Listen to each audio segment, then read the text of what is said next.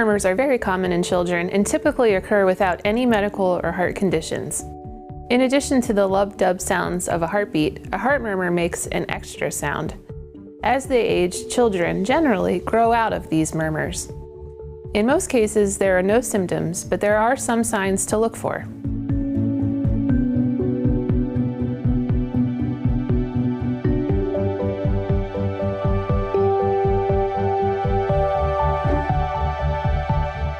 For some murmurs, the doctor may simply monitor a child over time. For others that are more serious, medication or surgery may be required. For more information, download our heart guide.